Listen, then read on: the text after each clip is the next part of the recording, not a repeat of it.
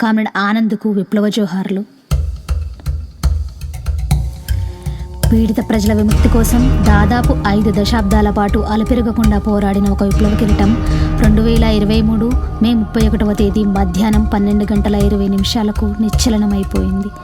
ఆ విప్లవ కిరీటమే మన భారత కార్మిక వర్గ ఉత్తమ పుత్రుడు, మన పార్టీ కేంద్ర కమిటీ పోలిట్ బ్యూరో సభ్యులు కామ్రేడ్ ఆనంద్, కటకం సుదర్శన్, దూలదాదా పరమేశ్వర్. దీర్ఘకాలిక శ్వాసకోశ వ్యాధి, డయాబెటీస్, అధిక రక్తపోటు సమస్యలతో ఆయన గత కొద్ది సంవత్సరాలుగా బాధపడుతున్నాడు. చివరికి గుండెపోటుతో దండకారణ్య గెరిల్లా జోన్లో తుది శ్వాస విడిచాడు. ఆయన అమరత్వం పట్ల సిపిఐ మావోయిస్టు కేంద్ర కమిటీ తీవ్ర సంతాపాన్ని తెలుపుతోంది. ఆయనకు విప్లవ జోహార్లు అర్పిస్తోంది. ఆయన జీవిత సహచరికి, ఆయన కుటుంబ సభ్యులకు, బంధుమిత్రులకు, అభిమానులకు ప్రగాఢ సానుభూతిని, సంవేదనను తెలియజేస్తోంది. కామ్రేడ్ ఆనంద్ తెలంగాణ రాష్ట్రంలోని ఉమ్మడి ఆదిలాబాద్ జిల్లా సింగరేణిగండ్ల ప్రాంతంలోని బెల్లంపల్లి పట్టణం కన్నాల బస్తీలో రెక్కలు తప్ప ఆస్తులు లేని నిరుపేద సింగరేణి కార్మిక కుటుంబంలో 1956లో జన్మించాడు. తల్లి కటకం వెంకటమ్మ, తండ్రి కటకం మల్లయ్య. తండ్రి సింగరేణిలో పిట్టర్గా పనిచేసేవాడు.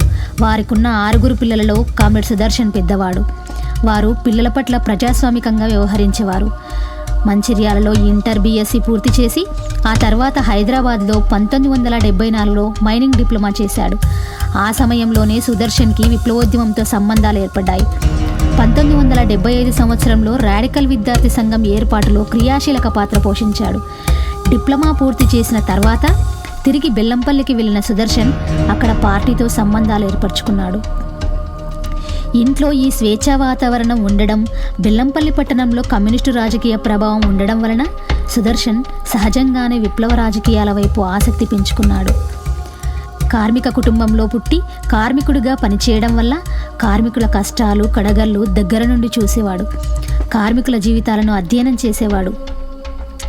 రష్యా, చైనాలలో సోషలిజం కారణంగా ప్రజలు దోపిడీ పీడనలు లేకుండా సమానంగా జీవిస్తున్నారనే వాస్తవం ఆయన మనసులో బలమైన ముద్ర వేసింది. అలాంటి సమాజాన్ని నిర్మించాలనే బలమైన ఆకాంక్ష ఏర్పడింది. ఆ భావాలతోనే సుదర్శన్ విప్లవోద్యమంలోకి ముందడుగు వేశాడు. ఆనాడు సింగరేణి బొగ్గు గనులలో కార్మికుల పని పరిస్థితులు, వారు నివసించే బస్తీలు దుర్భరంగా ఉండేవి. సింగరేణి యాజమాన్యం అధికారులు దొరలుగా చలామణి అయ్యేవారు. వారి దోపిడీ, దౌర్జన్యాలు, అత్యాచారాలు అంతులేకుండా సాగేవి. ఈ పరిస్థితులలో మార్పు తీసుకొచ్చేందుకు అమరుడు కామ్రేడ్ శ్యామ్ నల్ల ఆదిరెడ్డి నాయకత్వంలో పార్టీ సింగరేణి బొగ్గు గనులలో కేంద్రీకరించింది. 1976-77 మధ్య బెల్లంపల్లి పట్టణ పార్టీ సెల్ సభ్యుడిగా కామ్రేడ్ సుదర్శన్ ఈ కృషిలో భాగమయ్యాడు. సింగరేణి కార్మికోద్యమానికి, రాడికల్ విద్యార్థి యువజనోద్యమాలకు బలమైన పునాదులు వేశాడు. ఈ క్రమంలో కామ్రేడ్ సుదర్శన్ 1978 మార్చి నెలలో గ్రామాలకు తరలండి క్యాంపెయిన్లో భాగంగా పార్టీ పిలుపుతో పూర్తికాలం కార్యకర్తగా ఉద్యమంలో చేరాడు. ఆనంద్ పేరుతో లక్సటిపేట, జన్నారం ఏరియా పార్టీ ఆర్గనైజర్గా బాధ్యతలు చేపట్టి రైతాంగాన్ని విప్లవోద్యమంలోకి సమీకరించాడు. 1979 ఏప్రిల్లో కొత్తగా ఆదిలాబాద్ జిల్లా కమిటీ ఏర్పడింది.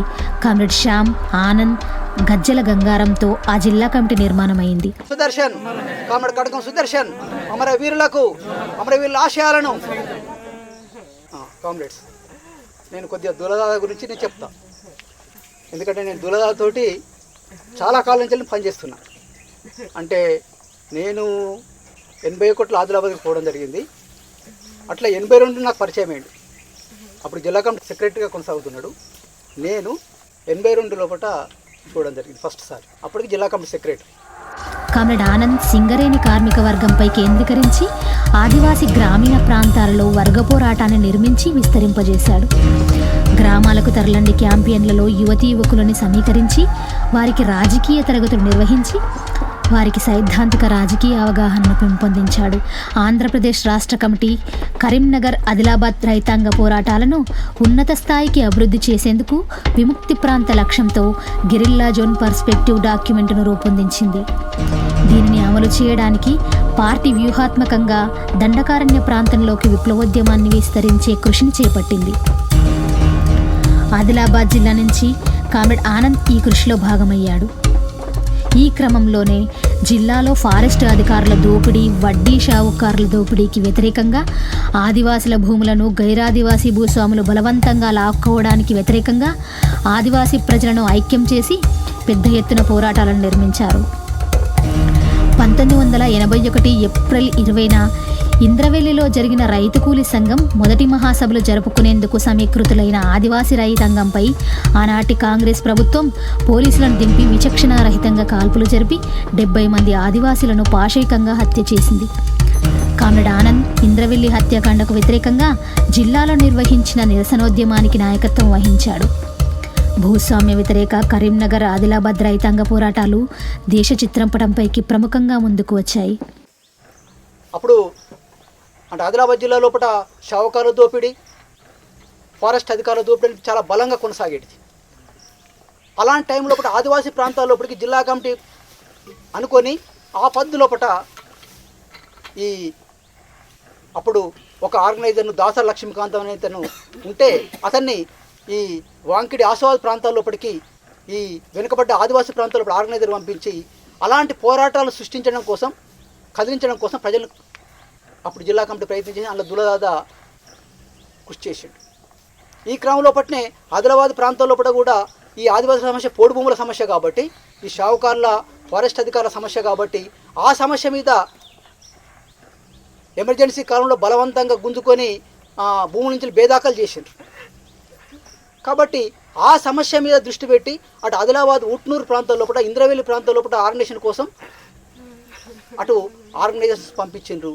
ఆ క్రమం లోపలనే 1981 ఏప్రిల్ 20 నాడు ఇంద్రవెల్లి ఘటన జరిగింది. అప్పటికి జిల్లా కమిటీ సెక్రటరీగా పనిచేస్తున్నాడు. అంటే శ్యాము రాష్ట్ర కమిటీకి పోయిన తర్వాత సెక్రటరీ 1981 లోపల 81 ఆ ప్రాంతం లోపల దులదాదా ఆ జిల్లా కమిటీ సెక్రటరీగా అయ్యిండు.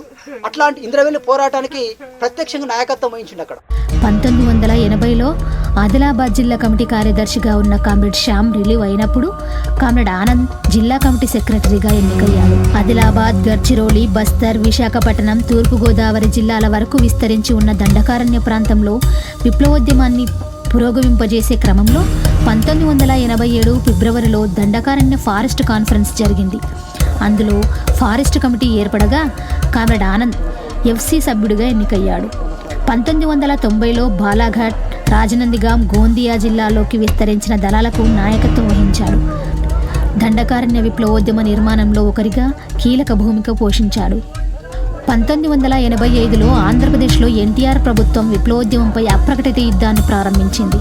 భూటక్పు ఎదురు కాల్పుల్లో వందలాది మంది విప్లవ నాయకులను, కార్యకర్తలను ఊచకొత కోయడం మొదలుపెట్టింది. అనేక మందిని హత్య చేసి మాయం చేసింది. ఆదిలాబాద్ జిల్లాలోనే 1985-89 మధ్య 56 మంది కామ్రేడ్స్ అమరులయ్యారు. ఈ అప్రకటిత ప్రభుత్వ దాడిని ఓడించాలనే పార్టీ పిలుపుని అందుకొని ఆదిలాబాద్ జిల్లాలోనూ దండకారణ్యంలోనూ దీర్ఘకాల ప్రజాయుద్ధాన్ని, గెరిల్లా యుద్ధాన్ని నిర్మించడంలో కామ్రేడ్ ఆనంద్ తన రాజకీయ, మిలిటరీ దక్షతను ప్రదర్శించాడు. పార్టీని, గెరిల్లా దళాలను, ప్రజా నిర్మాణాలను, ప్రజలను ఈ దాడిని ప్రతిఘటించి ఓడించే విధంగా సిద్ధపరిచాడు. శత్రుదాడిలో వీలైనంత వరకు మనల్ని మనం కాపాడుకుంటూ గెరిల్లా యుద్ధంలో శత్రువును వీలైనంత ఎక్కువ దెబ్బతీయడం కోసం కృషి చేశాడు. ఆ విధంగా ఆలంపల్లి వంటి పలు గెరిల్లా చర్యలను విజయవంతంగా నిర్వహించడం ద్వారా గెరిల్లా యుద్ధంలో తొలిపాఠాలను నేర్చుకోవడమే కాకుండా శత్రువు దూకుడుపై అడ్డుకట్ట వేశాయి. వర్గ పోరాటాన్ని, గెరిల్లా యుద్ధాన్ని సమన్వయించి కొనసాగించడం ద్వారా మొదటి ప్రభుత్వ దాడిని 1989 నాటికి ఓడించారు. ప్రభుత్వ దాడి తాత్కాలికంగా నిలిచిపోవడంతో రాష్ట్ర వ్యాపితంగా పీడిత రైతాంగంతో పాటు అన్ని వర్గాల, అన్ని పీడిత సముదాయాలకు చెందిన లక్షలాది ప్రజా సమూహాలు మన పార్టీ నాయకత్వంలో కదిలాయి. పెద్ద ఎత్తున కదులుతున్న ప్రజలను వివిధ విప్లవ ప్రజా సంఘాలలో సంఘటితం చేసే కృషి కొనసాగింది. ప్రజా సంఘాల నాయకత్వంలో రైతాంగం రాజకీయ అధికారాన్ని చెలాయించడం బీజప్రాయంగా మొదలైంది. దీనిని రూపుమాపేందుకు 1992 మే నెలలో మన పార్టీపై విప్లవ ప్రజా సంఘాలపై ప్రభుత్వం నిషేధం విధించడంతో ప్రభుత్వ రెండవ దాడి మొదలైంది. మొదటి శత్రుదాడిని ప్రతిఘటించిన అనుభవంతో రాష్ట్ర వ్యాప్తంగా ఎస్సీ, ఎఫ్సి ప్రజాయుద్ధాన్ని, గెరిల్లా యుద్ధాన్ని సమన్వయించి నడిపాయి. ఈ విధంగా రెండవ శత్రుదాడిని నిలువరించడంలో 1995 నాటికి విజయం సాధించాయి. ఆ తర్వాత భారత దళారీ నిరంకుశ పాలకులు విప్లవోద్యమంపై దఫాలుగా నిరంతరాయంగా కొనసాగించిన వ్యూహాత్మక ఆపరేషన్ గ్రీన్ హంట్, సమాధాన్ వంటి దీర్ఘకాలిక దాడి ప్రణాళికలను ఓడించే కృషిలో కామ్రేడ్ ఆనంద్ పాత్ర అడుగడుగున కనబడుతుంది. 1995లో ఆంధ్రప్రదేశ్ నుంచి ఉత్తర తెలంగాణ ప్రాంతాన్ని వేరు చేసి దానిని రాష్ట్ర స్థాయి స్పెషల్ జోనల్ కమిటీగా ఏర్పరచాలని సీసీ నిర్ణయించింది. అందులో భాగంగా ఏర్పడిన ఉత్తర తెలంగాణ స్పెషల్ జోనల్ కమిటీకి కామ్రేడ్ ఆనంద్ కార్యదర్శి బాధ్యతలు చేపట్టాడు.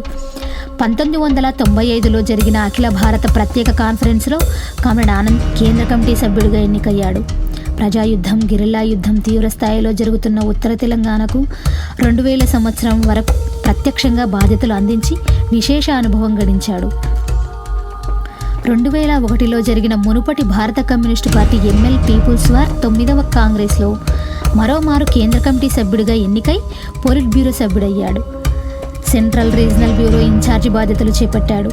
2007లో ఐక్యతా కాంగ్రెస్ 9వ కాంగ్రెస్ జరిగినప్పుడు మరోమారు కేంద్ర కమిటీలోకి ఎన్నికై పోలిట్ బ్యూరో సభ్యుడిగా మధ్య రీజనల్ బ్యూరో ఇన్ఛార్జిగా కొనసాగాడు.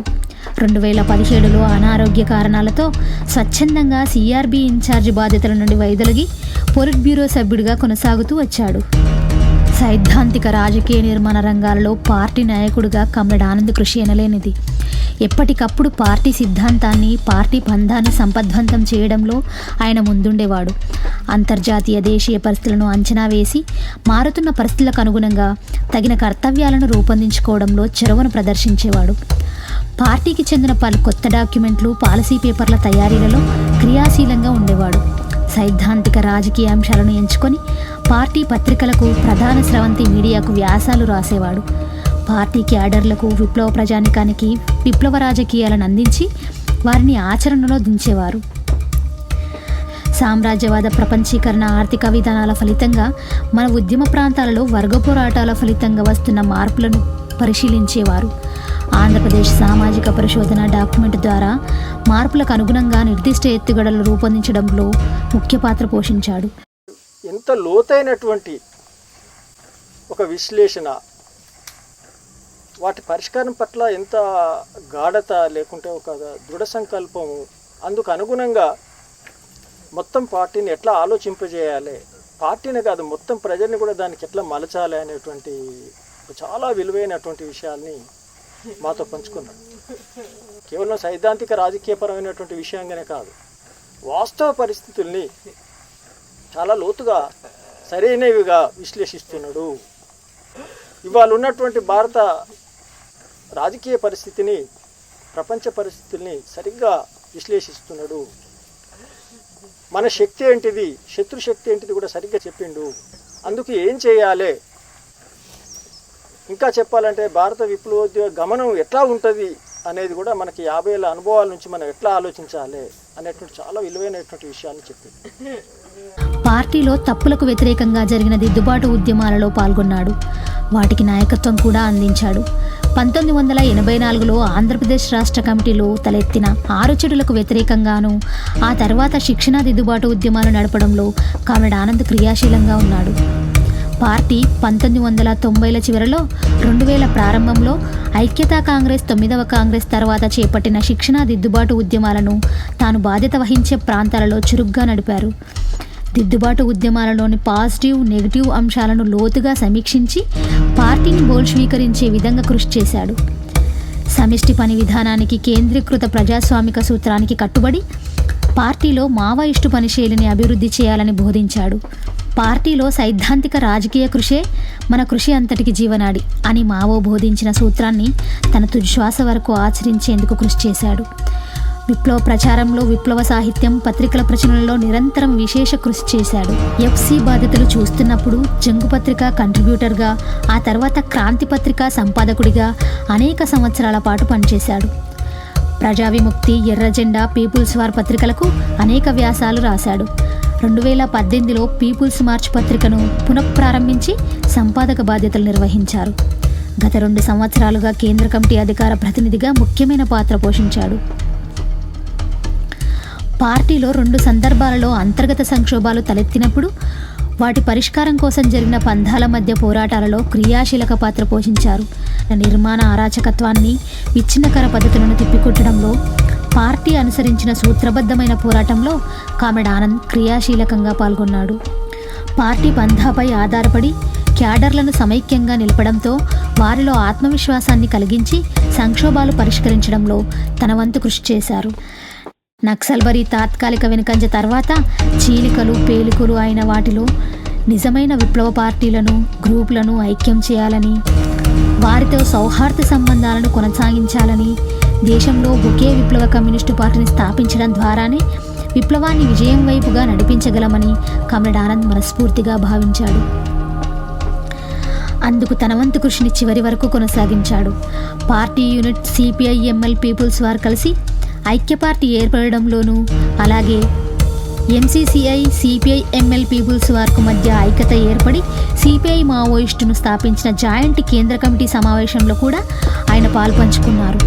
2014లో CPI-ML నక్సల్బరికి CPI మావోయిస్టుకి మధ్య ఐక్యతా చర్చలు విజయవంతమై 2 పార్టీలు విలీనమయ్యే కృషిలో ముఖ్య భూమికను పోషించాడు.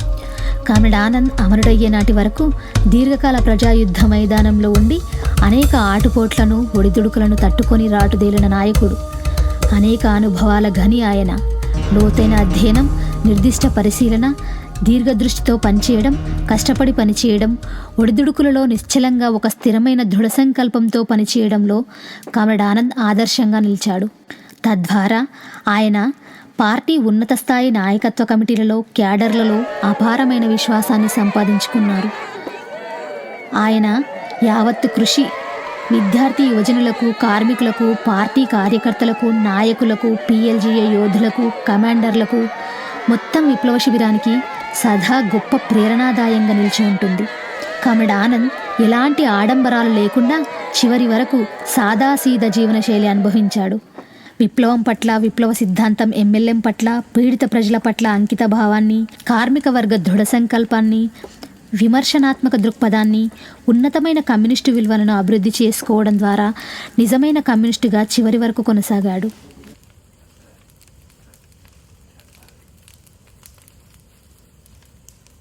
తను చనిపోవడానికి ఒక గంట క్రితం వరకు కూడా చేతిలో పెన్ను కాగితం పట్టుకొని ఆలోచిస్తూ ఉన్నాడు అని అంటే ఇక అంతకన్నా అంకితమైన గొప్ప నాయకులు మనకెవరు ఉండరు. ఇప్పుడు మార్క్స్ జీవితాన్ని చదువుతున్నప్పుడు మార్క్స్ రాస్తూనే కుర్చీలోనే చనిపోయింది అన్నప్పుడు నేనైతే వ్యక్తిగతంగా ఒక ఉత్తేజం పొందడమే కాదు, అలాంటి వాళ్ళు ఉంటారా అనే అనుకున్న ఒకప్పుడు నేను. రేపు మనం దూలదాద చరిత్రను ప్రజల్లోకి తీసుకుపోవడం అని అంటే కూడా భారత విప్లవోద్యమ చరిత్రను తీసుకుపోవడమే. అందులో విడదీయరాని భాగంగా ఒక కీలక భూమిక పోషించినటువంటి దూలదాద చరిత్రను అట్లాగే చెప్పాల్సి వస్తుంది. మనం ఉద్యమం ఏది కోరితే, ఏది డిమాండ్ చేస్తే దానికి అనుగుణంగా మనం దూలదాదలాగా కూడా మారి మన స్థాయిలో ప్రజలకు నాయకత్వం వహించాలి. భారత విప్లవోద్యమంలో మన వంతు పాత్రను చివరి వరకు, అంటే తుది రక్త బొట్టు వరకు కూడా కొనసాగిస్తామని ఈ సందర్భంగా మనం శపథం చేద్దాం. ఇళ్ళ మీద లెక్క పట్టగలిగే సంఖ్య నుంచి లేదా ఏదో కొన్ని ప్రాంతాలకు పరిమితమైనటువంటి విప్లవోద్యమం నుంచి ఇవాళ మనం వేలల్లోకి పెరిగినాం. మన PLGA వేలల్లోకి పెరిగింది. మన ఉద్యమ ప్రాంతాలు దేశంలో సగానికి పైగా ప్రాంతాలకు విస్తరించినటువంటి దానిలో మన కామ్రేడ్స్ మనల్ని తీర్చిదిద్దడం ద్వారా అంటే వాళ్ళు తయారు చేసినటువంటి మనం ఉన్నాం, వాళ్ళు నిర్మించినటువంటి ఉద్యమం ఉంది, వాళ్ళు అందించిన రాజకీయాలతో పోరాడుతున్న ప్రజలు ఉన్నారు. ఇదే మన బలం. ఈ బలాన్ని మనం నిలబెట్టాలి, అమరుల యొక్క త్యాగాలను ముందుకు తీసుకుపోవడం అనేటువంటి చేయాలి. అది మనం కామ్రేడ్ దూలదాదకు అందించేటువంటి నిజమైన నివాళి అవుతుంది. కామ్రేడ్ దూలదాద, కామ్రేడ్ ఆనంద్ అన్న, కామ్రేడ్ కటకం సుదర్శన్ అమరవీరుల ఆశయాలను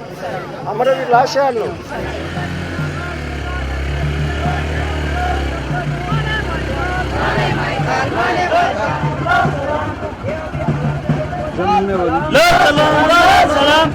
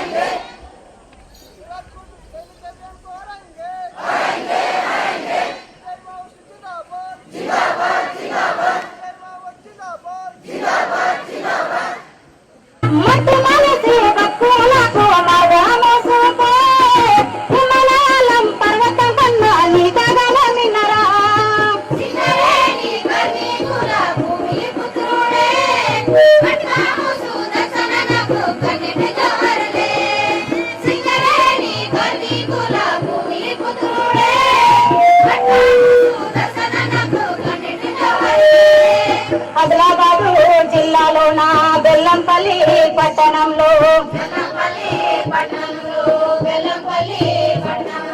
సత్వకొని వేసులోన రాడి కల్లా జెండా ఎత్తి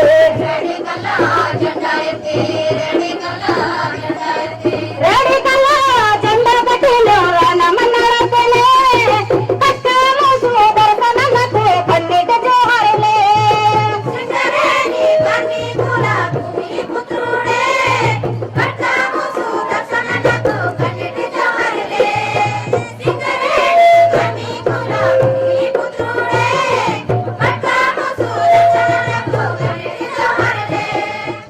ಅವರು ಆಯ ನೇತಲಾಗ್ತರಯ್ಯರು ಭಾರತೀಯ ಆಚರಣ ಸಂಘೆ ನೇತಲಾಗ್ತ ಕಾಂಬ್ರೇಡ್ ಅರು ವಿಷಯಲಪ್ಪ ವೆಂಡೆ ಪಡೆಮಾಯನದು ಆಲಿಕ దానికి జోడెక్కినది పడమత్తదు ఆచరణలప జోడెక్కినతును కీసురే వీరు కామ్రేడు మన దులదాద వికాస్ ಆಗ್ತದమంತ ಜಿಮ್ಮೆದಾರಿ ಏರ್ತದమంತ ಆ ಜಿಮ್ಮೆದಾರకుని వెండే సై ಹಿಸಾಬ್ತಲಪ್ಪ ಅವರು ಝಲಕಿಸಿ ವರ್ತದమంತ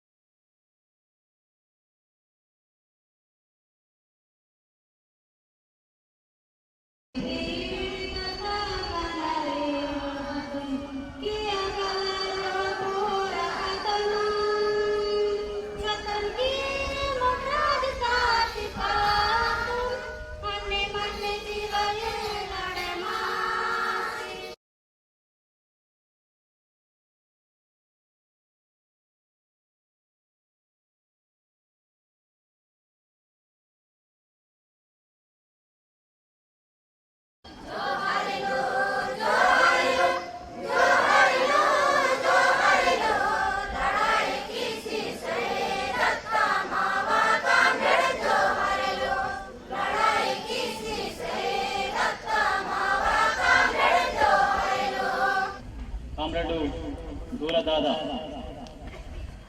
కట్కం సుదర్శన్ తెలంగాణలో ఆదిలాబాద్ జిల్లా బెల్లంపల్లి పుట్టి ఆ తర్వాత హైదరాబాద్ పోయి చదువుకొని అక్కడి నుంచి విప్లవ రాజకీయాలకు ఆకర్షితులై 1970 లోపలనే పూర్తి కాలం విప్లవోద్యమంలోకి వచ్చింది. ఇక్కడ తెలంగాణ దండకారణ్యంలో ఉంటూ దేశవ్యాప్త ఉద్యమాన్ని ముందుకు తీసుకుపోవడానికి అహర్నిశలు కృషి చేసినటువంటి కామ్రేడు ఆనందాన్ని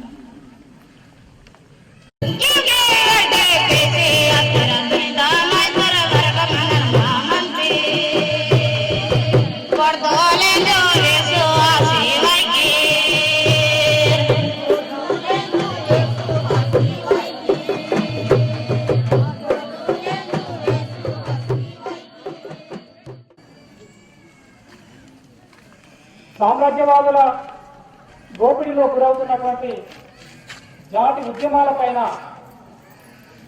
అలాగే మనలాంటి వెనుకబడిన ప్రాంతాలలో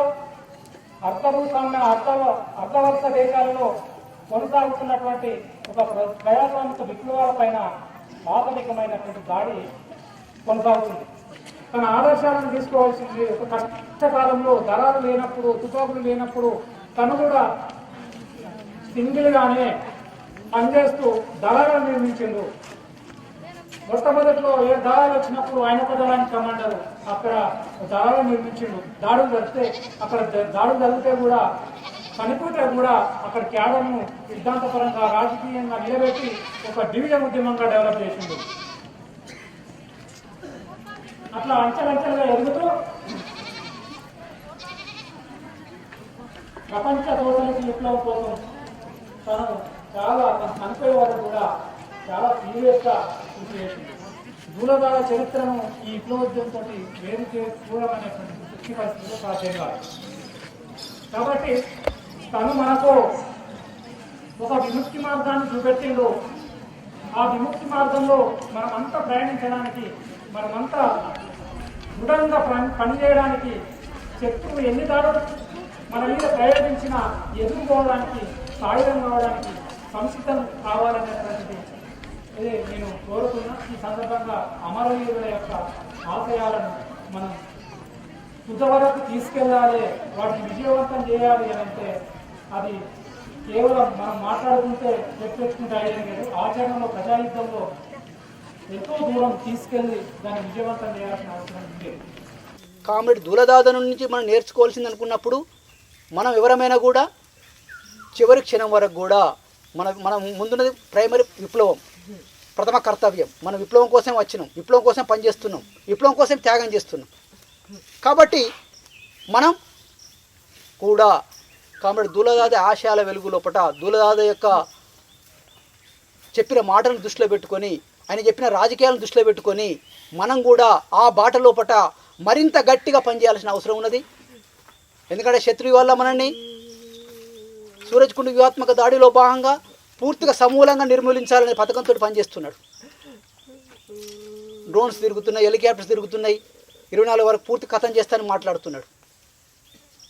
అయినప్పటికీ మనం మనోధైర్యంతో మన శక్తి మీద మనం నమ్మకం పెట్టుకొని మరింత ధైర్యంతో మనం గట్టిగా ఉండి పనిచేయాల్సిన అవసరం ఉన్నది. అమరవీరులకు జోహాలని చెప్తున్నాం. అమరవీరులకు జోహాలు చెప్తున్నాం అంటే ఆ అమరవీరుని ఆశయాల వెలుగు లోపట మనం మరింత దృఢంగా గట్టిగా పనిచేయాల్సిన అవసరం ఉన్నది. అట్లయినప్పుడే అమరవీరుల ఆశయాలు ముందు తీసుకుపోవడం సాధ్యమవుతుంది.